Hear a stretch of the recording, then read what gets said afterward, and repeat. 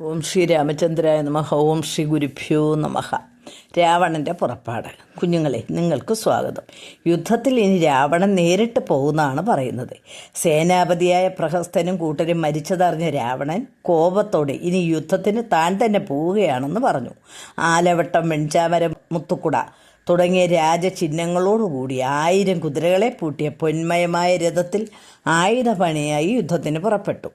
ലങ്കയിലുള്ള സകല വീരയോദ്ധാക്കളും സൈന്യത്തോടെ രാവണനെ പിന്തുടർന്നു. ഇവരെ കണ്ടപ്പോൾ ഭഗവാൻ പുഞ്ചിരിച്ചുകൊണ്ട് ഇവരെ പരിചയപ്പെടുത്താൻ വിഭീഷണനോട് പറഞ്ഞു. വിഭീഷണൻ അകമ്പനൻ, മഹോദരൻ, അതികായൻ, ഇന്ദ്രജിത്ത്, നരാന്തകൻ, കുംഭൻ, നികുംഭൻ ഇവരെയെല്ലാം രാമന് പരിചയപ്പെടുത്തി. ഇതെല്ലാം കേട്ടപ്പോൾ ദുഷ്ടനായ രാവണനെ ഇന്ന് തന്നെ വധിച്ച് എൻ്റെ കോപം ശമിപ്പിക്കുമെന്ന് ഭഗവാൻ പറഞ്ഞു. എന്നാൽ ലക്ഷ്മണൻ, ഈ ദുഷ്ടനോട് യുദ്ധം ചെയ്യാൻ ആദ്യം എന്നെ അനുവദിക്കണമെന്ന് പറഞ്ഞു. രാവണൻ്റെ വീരപരാക്രമങ്ങളും മായാപ്രയോഗങ്ങളും എല്ലാം കരുതി വേണം നീ യുദ്ധം ചെയ്യാനെന്ന് പറഞ്ഞു. എന്നിട്ട് അനുവാദം നൽകി. ലക്ഷ്മണൻ ഭഗവാന്റെ തൃപ്പാദങ്ങൾ വണങ്ങി യുദ്ധത്തിന് പുറപ്പെട്ടു. സീതാദേവിയെ കട്ട കള്ളനെ മുന്നിൽ കണ്ടപ്പോൾ ഹനുമാൻ കുതിച്ചു ചാടി. രാവണൻ പരിഭ്രമിച്ചു പോയി. ഹനുമാൻ ശക്തമായി ഒന്ന് പ്രഹരിച്ചു. ശക്തനായ രാവണൻ ഞെട്ടിവിറച്ച് താഴത്ത് വീണു. രാവണനും ഹനുമാനെ പ്രഹരിച്ചു. നീലൻ കുതിച്ചു ചാടി രാവണൻ്റെ തേരിലും കൊടിമരത്തിലും ഒക്കെ നൃത്തം ചവിട്ടി. ലക്ഷ്മണനും രാവണനും തമ്മിൽ പോരാടാൻ തുടങ്ങി. ലക്ഷ്മണൻ രാവണൻ്റെ വില്ല് മുറിച്ചിട്ടു. അങ്ങോട്ടും ഇങ്ങോട്ടും ശരങ്ങൾ എയ്തു. അവസാനം രാവണൻ മയം കൊടുത്ത വേലെടുത്ത് ലക്ഷ്മണന്റെ മാറിടം ലക്ഷ്യമാക്കി പ്രയോഗിച്ചു. അമ്പുകൾ കൊണ്ട് തടുക്കാൻ കഴിയാതെ ലക്ഷ്മണൻ ബോധമറ്റ് വീണു.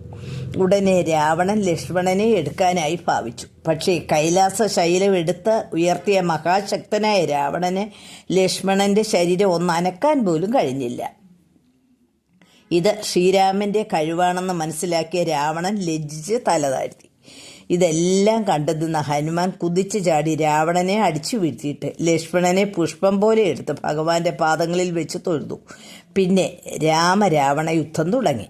ഹനുമാന്റെ ആഗ്രഹപ്രകാരം രാമൻ ഹനുമാന്റെ തോളിലിരുന്ന് അസ്ത്രപ്രയോഗം തുടങ്ങി. രാവണന്റെ ബാണങ്ങൾ ഹനുമാന്റെ ശരീരത്ത് മുറിവേൽപ്പിച്ചപ്പോൾ ഭഗവാന് ദേഷ്യം വന്ന് ഒരു ബാണമെടുത്ത് രാവണന്റെ മാറിടം ലക്ഷ്യമാക്കി പ്രയോഗിച്ചു. രാവണൻ ബോധരഹിതനായി വീണു. ഭഗവാൻ അവൻ്റെ തേര്, കുടി, കുട, കിരീടം മുതലായവയെല്ലാം നശിപ്പിച്ചിട്ട് തേരാളിയെയും വധിച്ചു.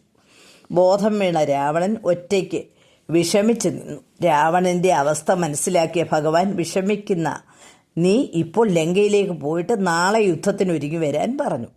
അപ്പോൾ ശരീരമാകെ വിറച്ച് രാവണൻ ഭയത്തോടെ കൊട്ടാരത്തിലേക്ക് പോയി. ശ്രീരാമചന്ദ്രൻ ലക്ഷ്മണനെയും വാനരന്മാരെയും സിദ്ധ ഔഷധം കൊണ്ട് രക്ഷിച്ചു.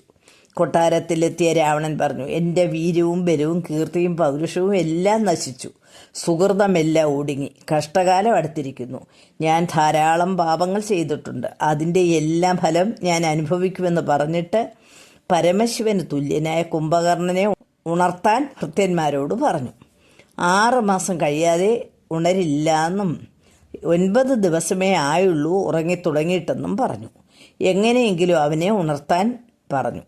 ചതുരംഗസേനയെ കൊണ്ടുവന്ന് വാദ്യമേളത്തോടും ആർപ്പ് വിളികളോടും കൂടി കുംഭകർണൻ്റെ നെഞ്ചത്തൂടി ഓടിച്ചു. 1000കണക്കിനുള്ള കുടങ്ങളിലെ വെള്ളം ഒഴിച്ചു നോക്കി. മൂക്കിലെ രോമ ആനകളെ കൊണ്ട് വലിപ്പിച്ചു നോക്കി.